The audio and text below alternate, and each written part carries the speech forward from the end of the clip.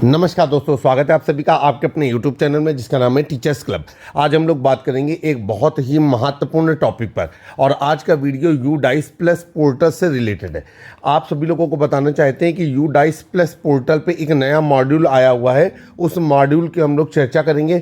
क्या है नया मॉड्यूल, ये जानने के लिए आप हमारे वीडियो पे जुड़े रहें। और ये मॉड्यूल अत्यंत महत्वपूर्ण है। आपको इससे संबंधित दिशा निर्देश भी तमाम विभागीय व्हाट्सएप ग्रुपों में प्राप्त होने लगे होंगे। समय व्यर्थ न करते हुए सीधे चलते हैं अपने मोबाइल, टैबलेट, कंप्यूटर या लैपटॉप की स्क्रीन पर और वहां से हम सिलेक्ट करेंगे गूगल क्रोम में गए और आपने यहां पर सर्च बार में डाला यूडाइस प्लस पोर्टल। और यूडाइस प्लस पोर्टल को जब आप क्लिक करेंगे तो कुछ इस तरीके का इंटरफेस आपको नज़र आने लगेगा। यहाँ पर आप अपना स्टेट को सिलेक्ट करेंगे। हमारा स्टेट उत्तर प्रदेश है। उत्तर प्रदेश स्टेट को सिलेक्ट करके गो का ऑप्शन दाबेंगे। देखिए, अभी अभी हमने यूडाइस पोर्टल मॉड्यूल को लॉगिन किया हुआ था, इसलिए हमारी डिटेल यहाँ पर ओपन होकर के आ रही है। लेकिन आपके लिए यहाँ पर एक ऐसी विंडो ओपन होगी जिसमें आपको अपना यूजर आईडी और पासवर्ड डालना होगा, कैप्चा डालना होगा और लॉगिन करके यहाँ तक पहुँचना होगा।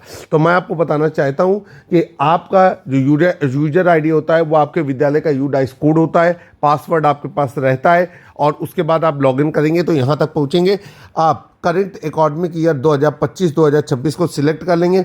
सिलेक्ट करने के बाद आपके विद्यालय का इंटरफेस आपको नज़र आने लगेगा।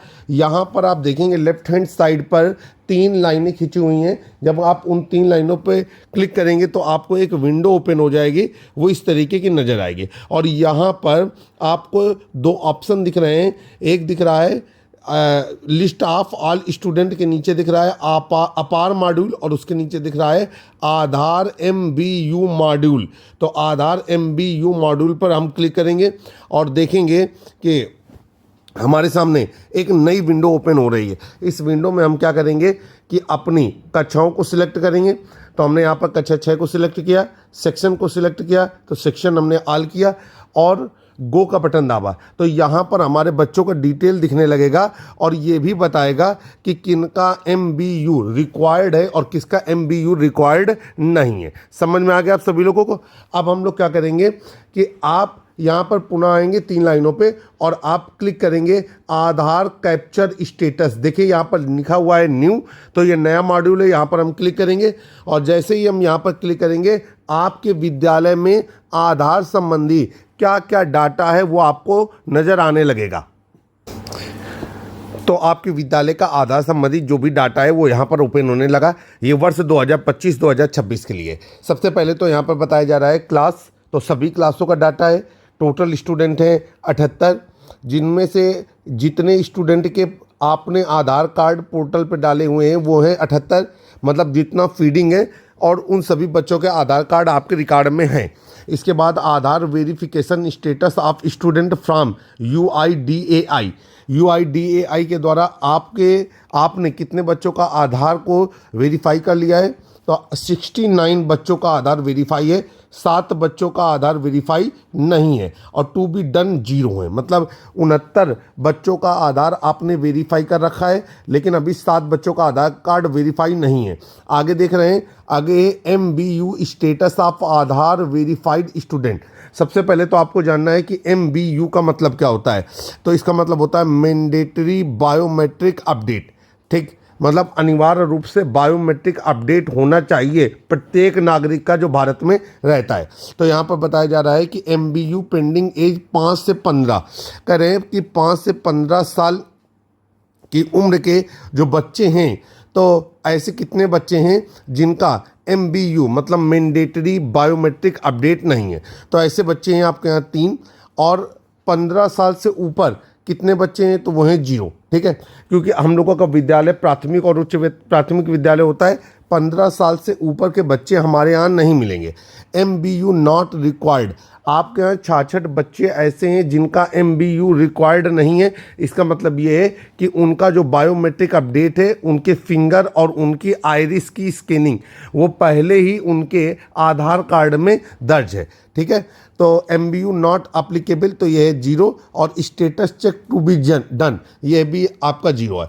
अब नीचे आपका जो डाटा दिया गया है वो आपका दिया गया है कि किस कक्षा में कितने बच्चे हैं, कितने बच्चों का आधार कार्ड आपके यहाँ है, कितने बच्चों का जो है वो आधार UIDAI से डाटा वेरीफाइड हो गया है, कितनों का नहीं हुआ है, कितनों का होना बाकी है, और MBU कितनों का पेंडिंग है। अगर हम नीचे वाली कक्षा के रिकॉर्ड को देखें तो कक्षा 7 में 1 बच्चे का और कक्षा 8 में 2 बच्चे का MBU पेंडिंग है। मतलब हमको इनके अभिभावकों को कॉल करना है, या जैसे भी आप उन तक सूचना पहुंचा सकें, बच्चों के माध्यम से, पत्र व्यवहार के माध्यम से, या कॉल, SMS, व्हाट्सएप के माध्यम से, तो आपको बताना है कि आपको अपने बच्चे को ले जाकर के आधार सेंटर पे जाना है और वहाँ पर अपने बच्चे की उंगलियों का जो स्कैनिंग है, फिंगरप्रिंट की स्कैनिंग है और आइरिस मतलब पुतली की स्कैनिंग है, इसको कंप्लीट करानी है। ठीक है, तो मुझे उम्मीद है कि MBU क्या होता है यह आपको बेहतर तरीके से समझ में आया होगा। MBU का मतलब होता है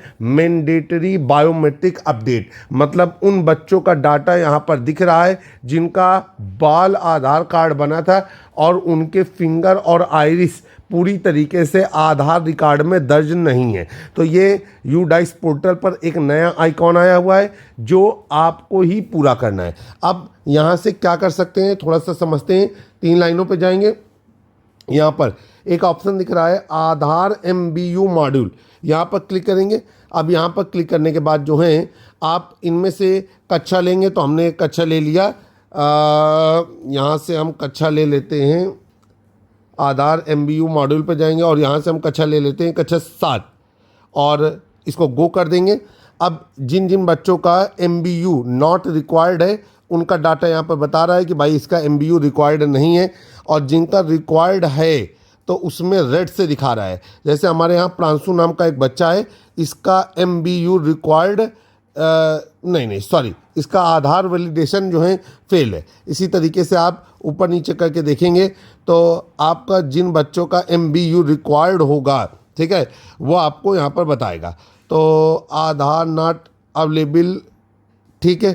तो आपको यहाँ पर एक चीज़ समझनी है। जैसे हमारे यहाँ एक बच्चा है अभिषेक नाम का, अब यहाँ पर अगर उसका MBU स्टेटस में बता रहा है, गौर से देखेंगे, MBU स्टेटस पे दिखा रहा है MBU नॉट रिक्वायर्ड।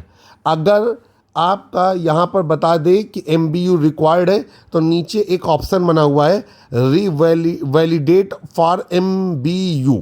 इसका मतलब क्या है?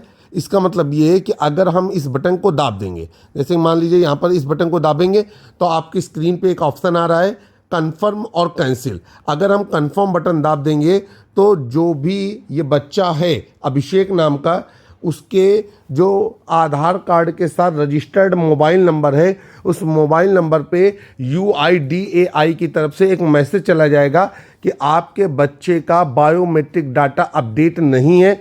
विद्यालय की ओर से ये रिक्वेस्ट की गई है कि आप अपने बच्चे को आधार केंद्र पे ला करके उसके बायोमेट्रिक डाटा को अपडेट करा लें।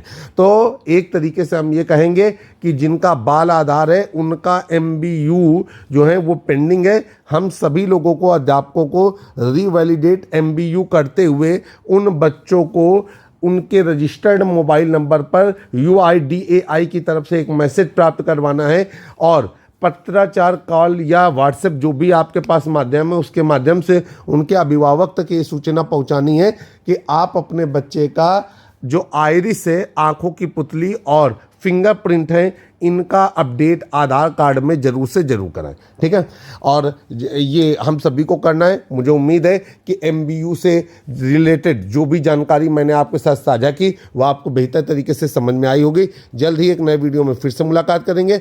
देखिए, आपके सामने हमारा जो है